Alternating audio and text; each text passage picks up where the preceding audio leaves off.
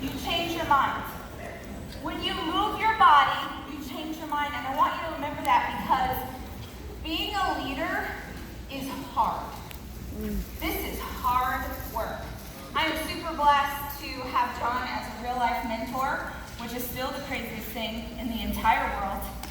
And one of the things that he said to me about a year ago that I have not stopped thinking about since, and that my husband and I say to ourselves at least 3 times a week, is he said, Rach, a leader never has 2 good days in a row.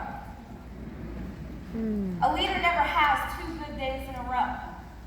You need to anticipate that that is the reality and plan accordingly. This work is hard. It's meaningful. It's important. It's something that will define your life, but that doesn't make it easy. You got that? Okay. Do you have my phone? Okay, great. I had this whole idea. So I have a bad habit or a great habit of rewriting my entire speech 10 minutes before I come on stage. I've never given the same speech twice, and I really pray a lot about who I'm going to speak to, and man, give me the words to say the right thing. So what kept popping into my head as I was thinking of what it means to be a leader is when I was younger and I was in school, I had a teacher who read a poem to me. It's one of my favorite poems still to this day, and there's a line in it that I think is the definition of leadership. So can we pretend that we're at a locally owned organic coffee house real quick? And let me read a poem to you. You guys down? Woo! All right, I'm not going to read the whole thing because it's very long. But the poem is called The Calling by Oriah Mountain Dreamer, which I still wonder if she gave herself that name or if her parents just loved her. Here it is. It doesn't interest me what you do for a living. I want to know what you ache for. And if you dare to dream of meeting your heart's longing.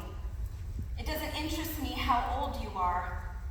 I want to know if you will risk looking like a fool for love, for your dream, for the adventure of being alive. It doesn't interest me what planets are squaring your moon. I want to know if you have touched the center of your own sorrow, if you have been opened by life's betrayals, or have become shriveled and closed for fear of further pain. I want to know if you can sit with pain, mine or your own, without moving to hide it, or fade it, or fix it. I want to know if you can be with joy, mine or your own.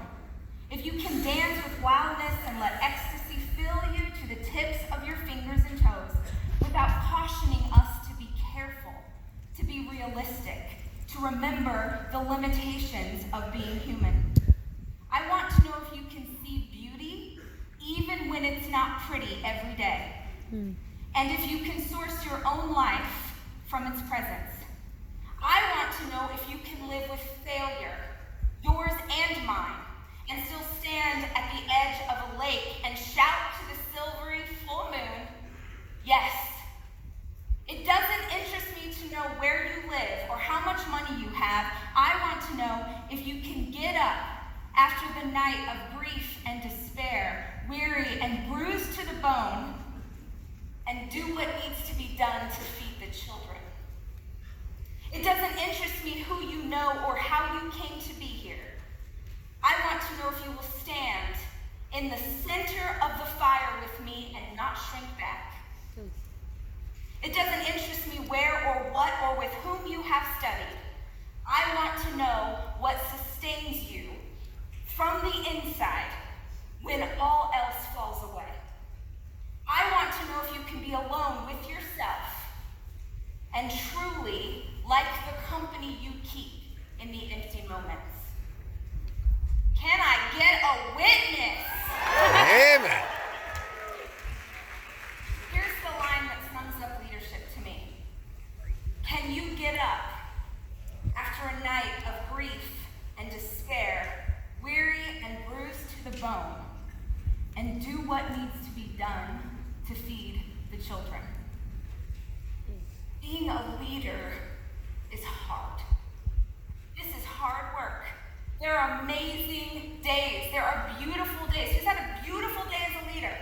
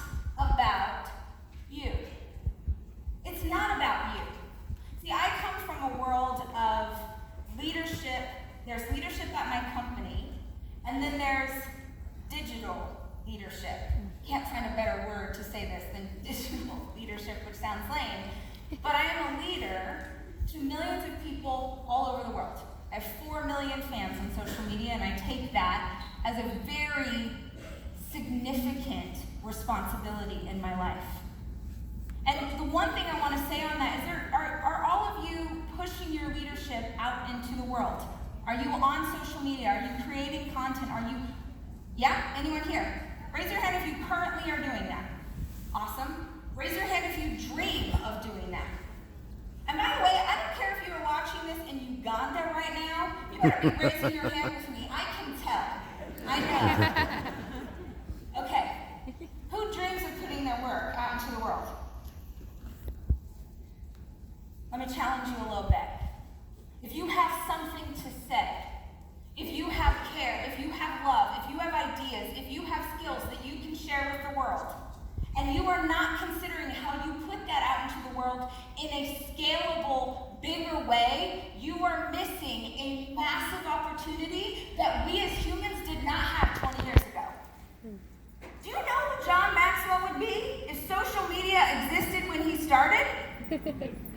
I don't either. We'd all be afraid. It would be like the Hunger Games. He would be President Snow. He built this one person at a time, one book at a time, one speech at a time, and his legacy is something that we have all been touched by. But you have the opportunity today to go put something on a social platform, on a website, on a blog, and touch the heart of someone who lives in an entirely different country. And the reason you don't is because you're worried you don't have enough followers. Let's be real. The reason people are not creating leadership in a digital world is because you are comparing what you are doing to what somebody else has. You think that you're an imposter. You think that you don't deserve to offer your advice to the world. You think, who cares what I have to say? Your story has value. The things that you have gone through are the things that someone else is struggling with right now. And if you would raise your hand and say, I know what it's like to have postpartum depression. Here are 4 things that help me. I know what it's like to retire as a man who defined his entire career as I defined my entire life as my career, and now I don't have it anymore. I know what it's like to lose a child. I know what it's like to go through divorce. You'll have so much wisdom. You think you're trying to learn how to be a better leader to your team at work. I'm asking you to step up and be a better leader to the world. It doesn't have to be fancy. It doesn't have to be high production value. It has to be authentic and real. They don't care what you post. You know, they said it earlier, people won't remember what you said. They will remember how you made them feel. I think people don't care what you post. They notice that you care. They notice that you care. I made the silliest video the other day. Do y'all know what TikTok is? Anyone a 12-year-old in here? I'm on TikTok because I have a 12-year-old. Also because it's all mostly children on this platform, watching tiny videos all day. Just people doing stupid things, right? And so many adults look at that and they're like, who cares about, let the kids make their videos. And I'm like, you're telling me that 3 million kids under the age of 15 are on a platform, and there aren't more adults stepping up to try and lead them well? You think that the only thing they need on that platform is someone showing them how to contour their cheekbones? Which is important. I made a video the other day. I was walking through the airport, literally 17-second video. I looked in the camera with my coffee, and I said, yes, you can. Yes, you can. You can get back up. This is hard. I know it sucks. I know you feel alone, but I'm telling you right now that you've got this. You can do this. Stand back up and go again. Simplest thing in the world. Do you know how many teenage girls commenting on that post with crying emojis telling me, nobody ever speaks to me this way. I never had a sister. My mom's not, this is all I ever wanted. Thank you so much. This is what I need. Do you know how many 40-year-old women are commenting on that post? She's like, I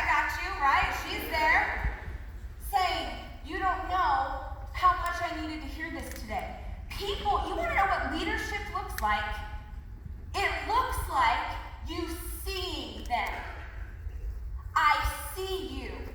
This is what leadership looks like running a company. This is what leadership looks like as a mama.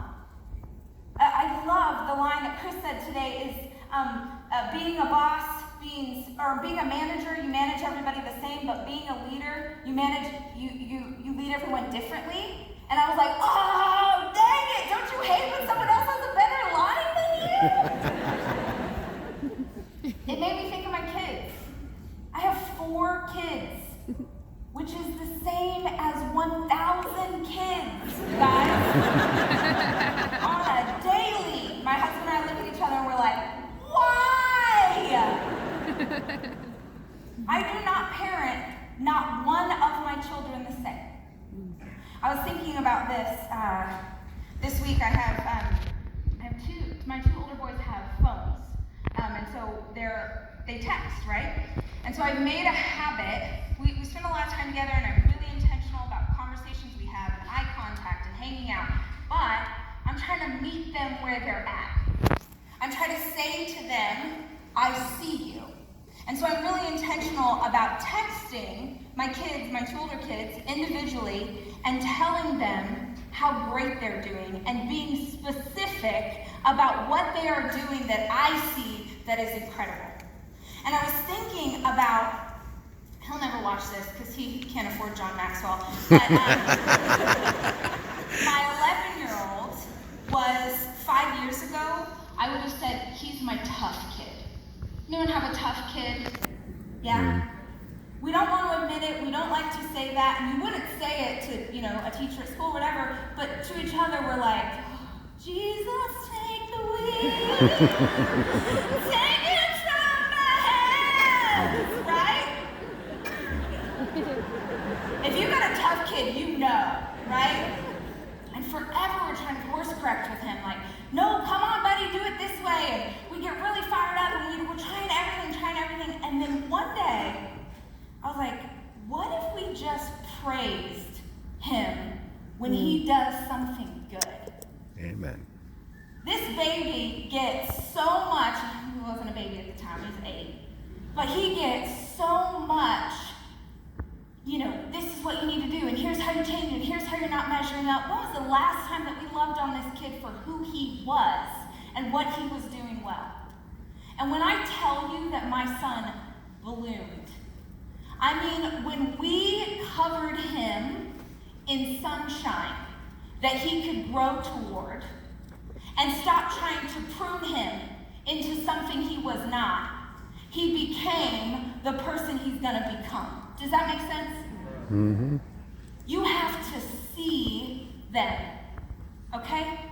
There is a massive opportunity. And by the way, not one thing on the speech I wrote have I talked about yet. I've got 13 minutes. We can do this. But this is the thing I thought as I was sitting here talking today. The one thing that I know how to do, no, that's not true. I know how to do many things. I'm very skilled and highly talented. One of the things that I do best in business is building a digital community.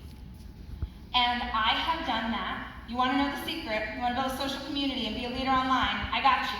Here it is. You show up. You show up when you have 1 follower. You show up when you have 10. You create content for 10 people the way someone who has 10 million followers creates content. You take it seriously. You respond when they comment. You celebrate their victories. You send DMs back. I wrote this book in 2018 that went so bananas, and everyone wanted to know how. How did you do this? How did you know to write Go Wash Your Face? How did you know what to put in that book? And I was like, oh, I literally wrote 20 chapters, and each chapter was a response to the questions I get most often from my audience. How do I deal with body image?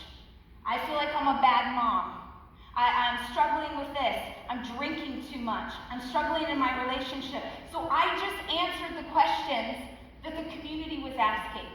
There is a massive opportunity to put your leadership, not just in the community around you, which is so important, but to reach people on a larger scale. And I want to encourage you right now I always believe if you have if there's like a voice in your heart that's telling you that you keep thinking like, should I do a podcast? Yes, you should do a podcast. Should I make YouTube videos? 100% you should make YouTube videos. And here's the thing, I want to be really clear because I think where are my business owners in the room? Or business leaders, yeah? Okay, love you, good work, yay entrepreneurship. You could be a leader in how to be a great woodworker. You could be a leader in how to bake cookies. You could be a leader in teaching someone how to do their taxes. You could be a leader, like whatever you know how to do, you could be a leader. If you have a desire in your heart, and you're like, man, I've been thinking about this, but I needed a sign. I am your sign. Start creating content, you guys, and stop being so precious about it, and stop crying when nobody likes your Instagram photo. You know why? It's not about you. It's about them, right? Okay, here's a funny way to look at this. It's not about you, and it's also completely about you. Because if you want to be a leader, a true leader who adds value, a leader that a decade later people are still talking about the phone call, right? Which was a reference to Chris's story earlier. If you weren't here, that just sounded like a weird, right? It's about you, meaning it is about how much you are willing to grow as an individual in order to show others what they can do. So back in the day, anyone hung out with me on the internet for like 10 years? Shout out to her. Who's like live streaming this entire thing. Right? Okay. I started as a food blogger. And what is so insane is that the tagline for my business is the same today as it was 12 years ago. Exact same tagline. Here it is. Give people the tools to change their life. That was my tagline. But 12 years ago, the only tool that I had was a pot roast recipe. The only thing oh, blessed assurance. Some white trash just came out. The only thing I know how to do. Sweet home Alabama. Was teach you how to cook. I knew how to get your kids to eat broccoli. I knew how to make a DIY throw pillow, and that's what I shared with the world. I built a community of millions of women, one cake recipe at a time. And just how ladies do, when you are meeting to talk about cake, or have some sweet tea, or share your pot roast recipe, inevitably you start talking about harder things. I started a conversation about what I knew, and then as I grew, as I learned more, as I went to conferences, as I read the books, as I did 10,000 hours of therapy, as I did all of these things, then I knew how to give them different kinds of tools. The tools to change their life changed as I became something more. You don't have to have all the answers. One of my favorite preachers, Gary Vaynerchuk. Gary. I knew only 7 of you would get that joke. He's for sure not a preacher, you guys. But he does. Says this thing that I love. He says, document, don't create. Don't get wrapped up in the idea of creating something fancy. Just document and share your journey. You, as an individual, have to do the tough work to be strong enough to lead others.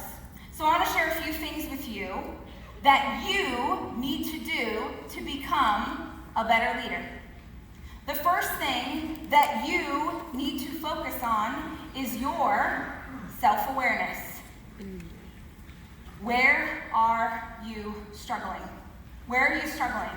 John talks about the idea of the lid. For me, this story was, I had been been in business forever. I really desperately wanted to grow and scale my company. And every year, I would end the year just under $1 million in revenue. Just so we're clear, not $1 million in profit. I was not rolling around in a pile of money like a rap video. I just wanted to get, it was a huge deal to me. Like, to get past that number was a huge deal. And 3 years in a row, I get right up underneath it, but I can't get past $1 million. And so anytime that I'm struggling, I have the self-awareness to ask, what's going on? You know, the definition of crazy is doing the same thing over and over and expecting different results. How many people in this room right now are trying to do the same thing over and over and they're like, I don't know why it doesn't work. So for me, I was like, I gotta get a handle on this. Why can't I get past this number? And I did a ton of work, and I listened to all the podcasts, and I read all the books, and what I ended up discovering was I was self-sabotaging. I grew up without money. I grew up in a place called Weed Patch. Yes! And that is not a cute name that the local hipsters call it, y'all. That is what it was. It was a patch of weeds. Literally. $1 million was more than I could even fathom. And less than $1 million, I sort of felt like I was in control, but passing that hurdle felt insane to me. And so on some level, I took my foot off the gas because I was too afraid because I didn't understand finances. Anyone own a business and be honest, don't lie, have no idea what's going on with their P&L right now? Right? This was me. I was like, if we have enough money to pay rent and all y'all's checks clear on time, we're doing something right for 5 years. And I thought, man, if you are self-sabotaging when it comes to finances, it's because you don't have the knowledge that you need. So I start going out, I do the thing, I go to conferences, because when I know what the problem is, if you are the problem, what are you also? The solution. The solution! I get so fired up by that because I'm like, the answer is out there. Which is like X-Files, I think. Yeah. But the answer to whatever you are struggling with, listen, if you don't take anything else away from me, please hear this. The answer to everything you are struggling with in your life exists on the internet right now for free. Who believes that the answers to a lot of the problems in their life could be found on the internet for free? Raise your hand, keep them up. Who knows that the answers are out there but doesn't actively pursue what they are? Be honest, don't lie to me. If you know that the answers are out there and they cost you nothing but time and effort, then your ignorance is a choice. Right? So for me, I needed to have the self-awareness to understand what I didn't know. And I got the knowledge. And I'm super successful now.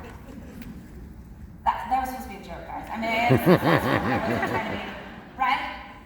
You have to have the self-awareness as a leader to understand where you're lacking and then work to improve it, okay? Can I get a witness? Amen. You have to have the courage to admit what you don't know. You have to have the courage to admit. Do you know how often I'm sitting with my team and I'm like, man, you guys, I have no clue. Let's figure this out together. I do not know. And that is not the leader, and I'm using air quotes, that's not the leader that I was 10 years ago. 10 years ago, I thought that being a leader meant that you knew everything. And in fact, I would come to something like this where I would be surrounded by people who could have helped me or encouraged me, and I pretended. See, I've done this too much not to know that there are a lot of people in this room right now that when they get out to that lobby are going to pretend. You got your good bra on. You know, there's a difference. You got your hair blown out, right? And you meet other people and they seem to have it all together. They're like killing it. And so when they ask you how business is, you're like, oh, we're amazing. We're actually trillionaires. It's crazy. Oh my gosh. That was me. I would come to these things and I would pretend. The people in this room, the community around you, there's someone in this room right now who knows a piece of information that could 10x your business, your church, your nonprofit to a place you can't even imagine. If you had the courage to admit what you didn't know. I am the queen. I'm super lucky to get to sit in meetings with some fancy people around conference tables and everyone's talking, and I'm the queen. And I don't care if it makes me a country mouse. I'm like, hold up. Mama doesn't understand that word. What does that mean? What does this look like? Am I giving you the rights to my next child? What's going on? The only thing stupid would be getting yourself in trouble because you didn't have the guts to admit that you didn't know. Leadership is not being the know-it-all. It's admitting what you don't know. Leadership is your strength to show up as a warrior. I talked about this a little bit this morning, but my word for 2019 was warrior. I came out of 2018 and we had had success like we had never experienced as a company, and I felt more scared and overwhelmed than ever. And I was like, I need a word. Anyone else choose a word? Oh, it's so powerful, you guys. Hear this. Ask yourself while you're here, what's the word you need? What do you need to own up? What's the persona that you need to step into? And my word was warrior. Here's why. I think to be a leader, you have to think like a soldier. You have to think like a warrior. Here's what a warrior expects. A warrior expects to get their butt kicked. A warrior expects it. They're not surprised when something bad happens. They're like, yeah, that's why I'm the leader. Because I'm strong enough to hold this together even when it's going wrong. When a warrior gets their butt kicked, listen to this. When a warrior fails, meaning in old times, you're in a kilt, you have blue paint on you got a giant sword, right? And you're running out to do battle. And you get hurt. In modern day equivalent, you fail at something. A warrior doesn't think, yep, that's right. I'm terrible. I'm a terrible human. They don't go into a shame spiral. They don't think that they're lacking. They think, oh, that's what I've got to work on in training this week. When they have a failure, they see it as the lesson for where they need to grow. A warrior is mentally tough. They asked me today, what's the thing you're most proud of in 2019? I am in control of this. It is not in control of me. I used to drown in anxiety. Anyone else get anxiety as a leader? It feels too big. It's too much, right? I am in control of this. It is not in control of me. A warrior is mentally tough. A warrior knows that they can't go to battle for others if they don't go to battle for themselves. You have to take care of yourself. You have to take care of yourself. When you're on a plane and you put the oxygen mask on, what do they say to you? Do yours first. Take care of you first before helping others. Here's my last thought. I'm going to fly from here to my brother-in-law's funeral. He was 46 years old. He was 46 years old. And last week, my sister came home from the grocery store and thought he was taking a nap. And he had gone home to heaven at 46 years old. And for a week, I keep waking up wishing this was a nightmare. But I can tell you two things. One, tomorrow is not a guarantee. It's not a guarantee for anybody in this room. You do not know what's going to happen next. And if today is your last day, are you proud of how you're living your life?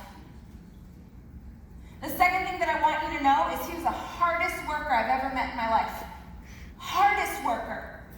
Put everybody before him, took care of everybody on his team, worked double shifts for his family. And he had a heart attack at 46. You want to do work, you want to have an impact in this world, you've got to take care of yourself first. John said earlier that, and I love that, so amazing, that when I speak, you want to sign up for something, but you don't know what. He said, you want to fight somebody, but you don't know who you're supposed to fight. I know what you're supposed to sign up for. I want you to sign up for your life. I want you to fight for yourself. You have the ability to impact 1 or 100 or 1,000,000 if you have the courage to take care of yourself to be strong enough for others.